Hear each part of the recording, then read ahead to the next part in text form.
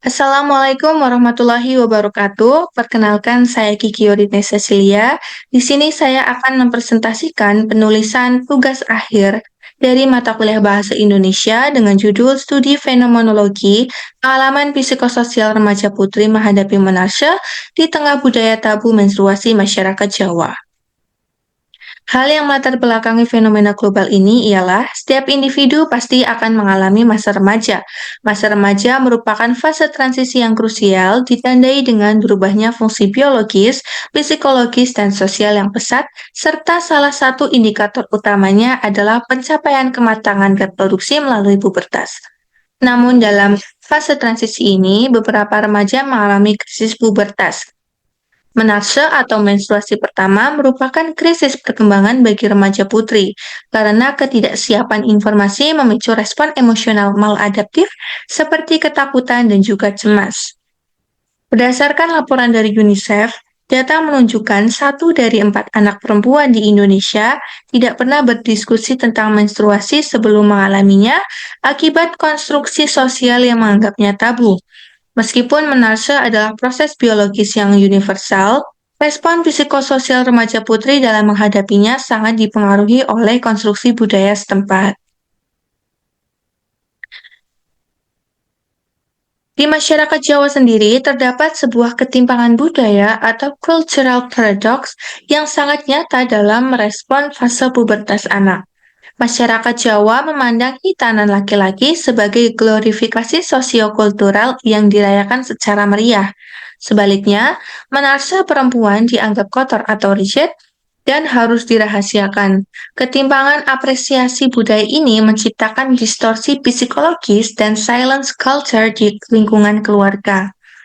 Pembiaran terhadap stigma keheningan budaya terkait menarse ini membawa urgensi dampak yang signifikan terhadap status kesehatan remaja putri, baik secara fisik maupun psikologis. Dari perspektif keperawatan fisik, minimnya komunikasi terbuka menghambat internalisasi perilaku menstrual hygiene management atau MHM atau manajemen kebersihan menstruasi yang benar.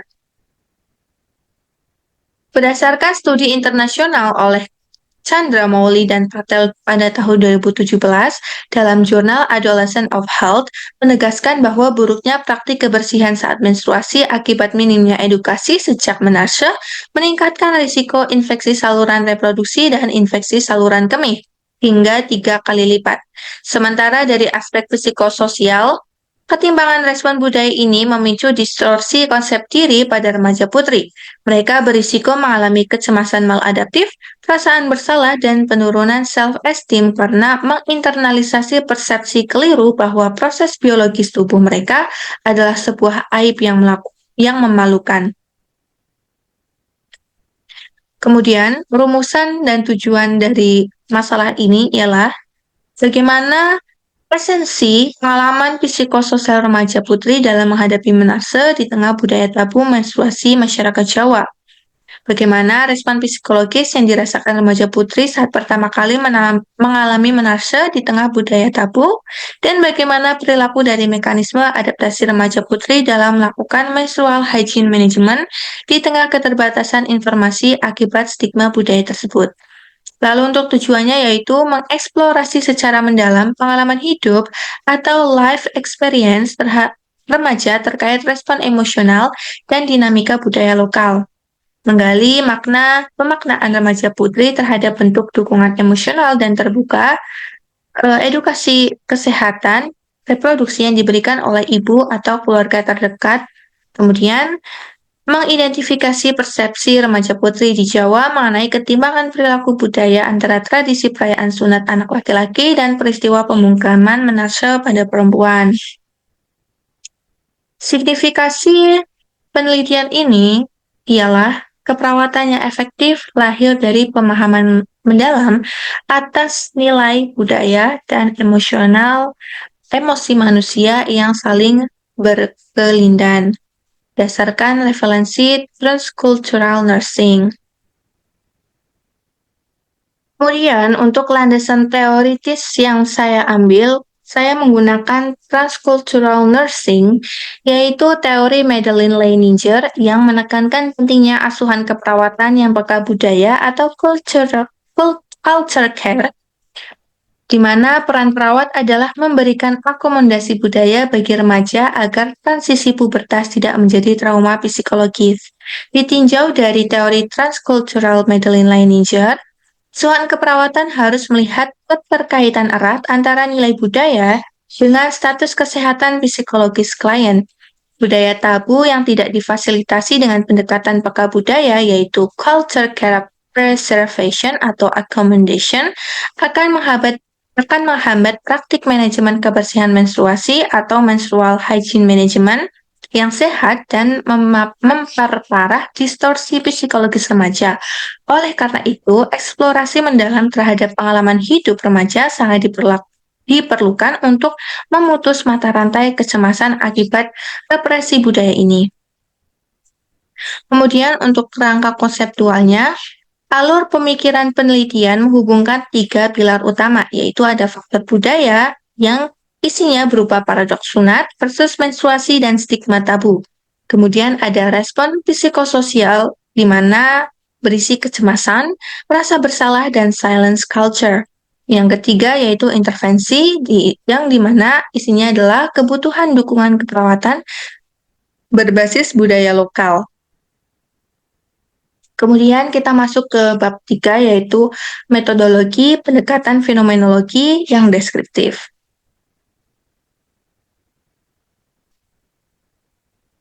Kemudian untuk desain dan lokasi penelitian, lokasinya yaitu purposif, dilaksanakan di wilayah Kecamatan X, pemilihan didasarkan pada karakteristik masyarakat urban yang masih memegang teguh tradisi ritual Jawa tradisional.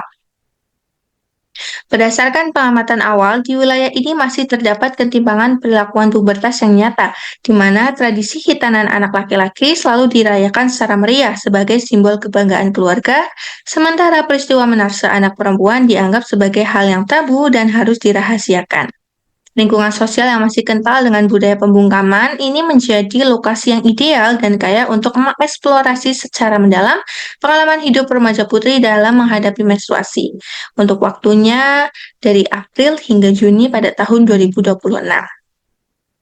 Kemudian untuk partisipan penelitian, kami memiliki kriteria inklusi, yaitu remaja putri etnis Jawa menarse dalam 1-6 bulan terakhir memiliki saudara laki-laki dengan hitanan yang meriah.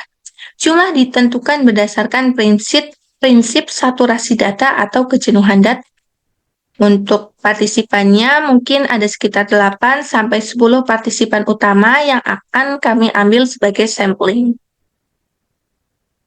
Penelitian ini secara sengaja menetapkan karakteristik atau kriteria tertentu bagi calon partisipan agar informasi yang digali dari wawancara secara mendalam benar-benar spesifik dan mampu menjawab rumusan masalah dengan baik.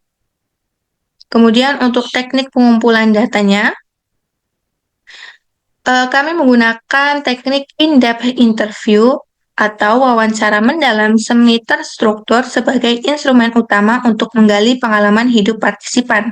Lalu ada observasi nonverbal, yaitu untuk mengamati ekspresi emosional, nada suara, dan juga gerak tubuh partisipan selama diskusi. Dan yang terakhir ada catatan lapangan, di mana dokumentasi refleksi peneliti dari suasana lingkungan saat mengambil data berlangsung. Kemudian untuk analisis datanya, kami menggunakan teknik analisis kualitatif metode kolaisi. Metode ini terdiri dari 7 tahapan sistematis. Pada tahapan 1 dan 2, yaitu kami membaca dan memahami seluruh transkrip atau familiarization dan mengubahnya menjadi tulisan kata per kata secara utuh tanpa ada yang dikurangi, yaitu nama lainnya transkrip verbatim. Kemudian kami mengekstraksi pernyataan yang penting, menyisir transkrip kata per kata untuk mengidentifikasi dan mengambil kalimat atau pernyataan penting yang diucapkan oleh partisipan yang berkaitan langsung dengan fokus penelitian. Kemudian pada tahapan ketiga dan 4 yaitu merumuskan makna, Pada tahap ini, peneliti melakukan proses bracketing, yaitu menahan atau membuang prasangka dan opini pribadi peneliti agar makna yang dirumuskan murni berasal dari sudut pandang partisipan. Kemudian, tahap yang keempat yaitu mengelompokkan makna menjadi klaster tema, di mana makna-makna konseptual yang sudah dirumuskan dari seluruh partisipan kemudian dikelompokkan berdasarkan kesamaan karakteristiknya menjadi kategori atau subtema tertentu. Kemudian subtema tersebut selanjutnya dikelompokkan lagi menjadi klaster tema. Tema-tema inilah yang nantinya menjadi hasil temuan utama skripsi yang menggambarkan pola ketakutan remaja, represi budaya, dan juga kebutuhan dukungan keperawatan peka budaya. Kemudian pada tahap kelima yaitu deskripsi fenomena secara mendalam. Kami mengembangkan deskripsi secara lengkap, mengintegrasikan seluruh klaster tema yang ditemukan ke dalam sebuah narasi deskriptif yang lengkap, mendalam, dan padat. Deskripsi ini ditulis untuk menjelaskan secara gamblang bagaimana fenomena cultural paradox tersebut terjadi, bagaimana remaja putri mengalaminya, serta apa dampak psikososial dan perilaku kesehatan reproduksi yang mereka rasakan secara nyata. Kemudian pada tahap 6 yaitu identifikasi struktur fundamental.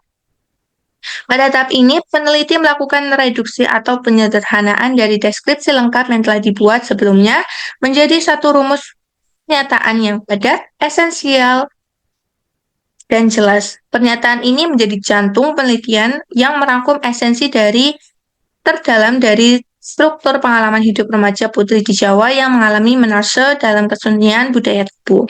Kemudian tahap terakhir yaitu member checking atau validasi partisipan. Tahap terakhir dari metode Kolaisi adalah mengembalikan hasil analisis data berupa draft tema dan deskripsi esensial pada beberapa partisipan yang telah diwawancarai. Peneliti menanyakan kembali apakah hasil kesimpulan dan penafsiran yang ditulis oleh peneliti sudah sesuai dengan apa yang benar-benar dirasakan dan dialami oleh mereka di lapangan. Jika ada ketidaksesuaian atau kekeliruan interpretasi, peneliti akan melakukan perbaikan data. Mungkin itu saja presentasi dari saya. Bila ada salah kata, mohon dimaafkan. Bila ada pertanyaan, silahkan bisa ditulis di kolom komentar. Sekian, wassalamualaikum warahmatullahi wabarakatuh.